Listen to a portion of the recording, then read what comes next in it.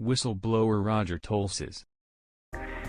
So what they've done is they've decided that what we want to do is have non-lethal weapons. Weapons that can be used against enemies that don't destroy physical things. In other words, not bombs, not bullets, not missiles, but some kind of electronic mind control devices such that you can get mental control over enemies without blowing up infrastructure. So what's happened is though these things were supposed to be developed towards, enemies, they've decided that, in most cases, we're going to have to gain mind control over the general populations that are not warring with us. So what they've done is they put laws in place that allows the Department of Defense and the subcontractors to do mind control experiments on the general population in development of these weapons. So anybody who gets on the bad side of the government could end up being a lab guinea pig. And how is that legal? Like, how can they use tax dollars for, that are going towards these things, and they use them to spy or harass others? How does that? Title 50, Chapter 32, Section 1528. Check it out. Whistleblower Brian Coffrin. But once these people are selected, they will have the entire gang stalking / voice to skull program run against them. This is detailed in my article. But they will be organized stalked. They will have career sabotage programs run against them to ruin their job. They will have character assassinations campaigns run against them in their neighborhood. They'll be isolated from family and friends as those individuals are turned against them. And they will be isolated slowly over time using the technology itself, as many of the people freak out, understandably, when they at first don't know what it is. Oftentimes, they end up going to psychiatrists, and false diagnoses of schizophrenia, manic depression, delusional, paranoid are rendered against this individual. And it turns out that that's a loophole in the law that they are using to take away people's constitutional rights, as once you are deemed mentally unfit to care for yourself, i.e. you're depressed, delusional, paranoid, etc., they use that, the state or the federal government uses that as an excuse to come in and say that they have to care for you.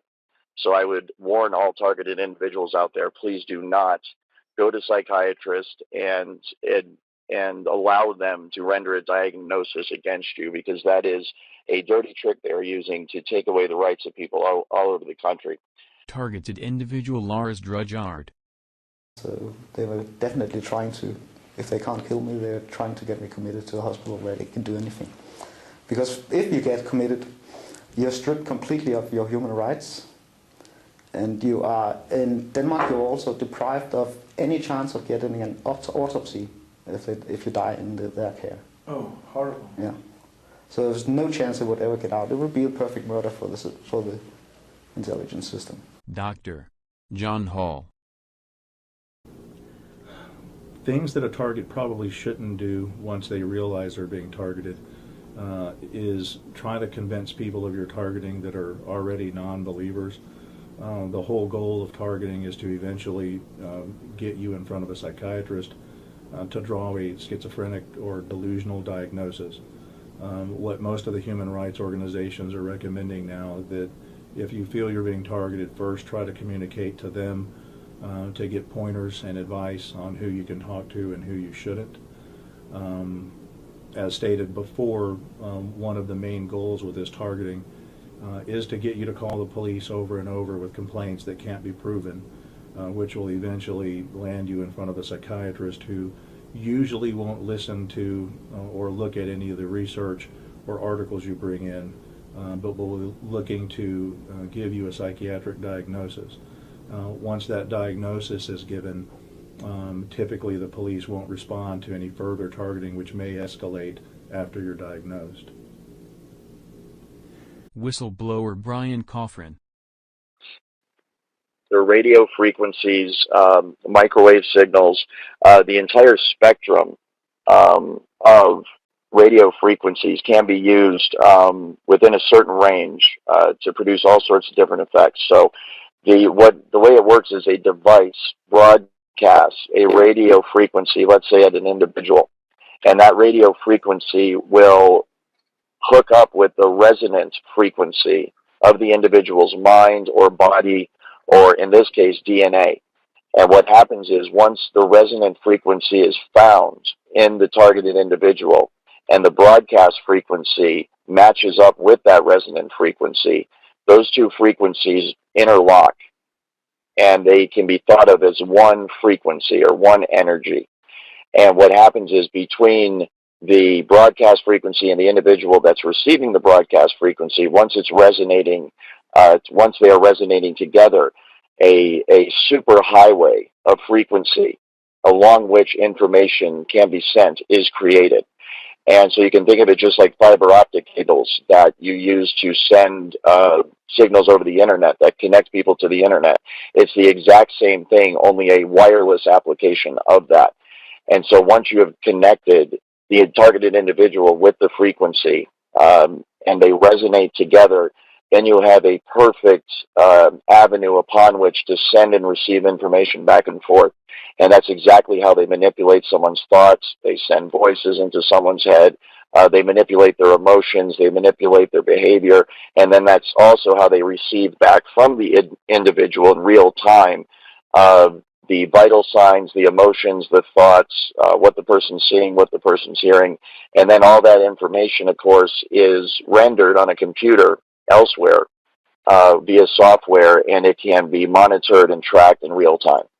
If we have algorithms that stimulate the right things and give it the right data, they could reprogram you in a way without you even knowing it. We call it hallucinating, right?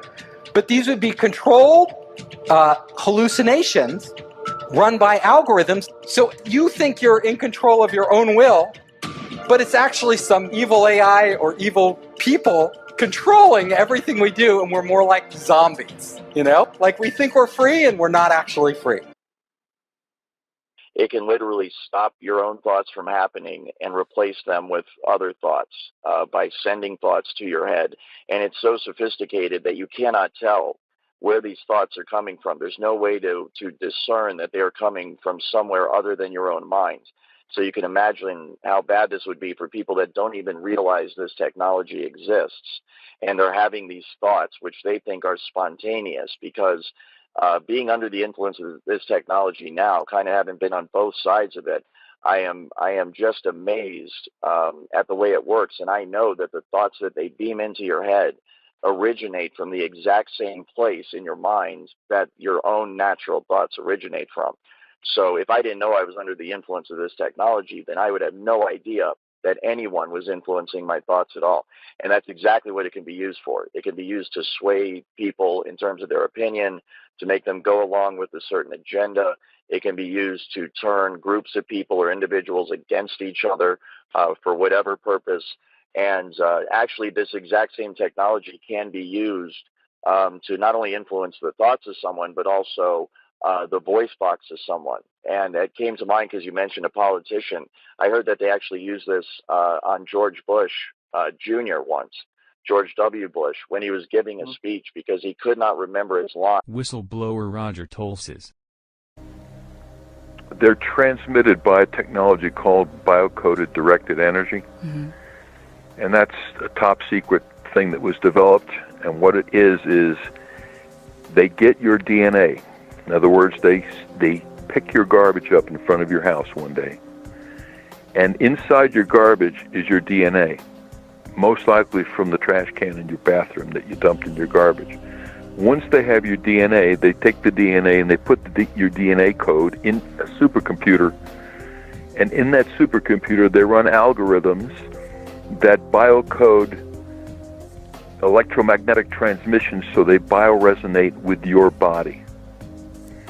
Once they've done that, they can transmit that from satellites or cell towers or aircraft or any number of ways, and that signal will only affect you and nobody else. In other words, everybody standing next to you is not going to hear the content because their receiver is not tuned to that bioresonance. There's a bioresonance to every individual, just like our fingerprint. Every person has an individual DNA, a different bioresonance. And so the original Stockland patent is on my website, where Stockland was able to go voice to skull with pulse transmissions in 92. What is the worst case that you've ever worked on where you saw this? What exactly was it like for this person? Most people consider themselves to be in hell, especially the ones that are getting voices that are instructing them to do things. A lot of times, most of the times, the voices are just demeaning, and they're attempting to shut the person off from their normal life flow and their normal friends and family, that kind of thing. But then the really serious cases are where the voices are instructing them to do destructive things. It can just escalate into being worse. And what people have to realize is that these targeted individuals are basically the test stage for rolling all of this madness out to all 7 billion of us on this planet. Like, share, and subscribe to keep in touch.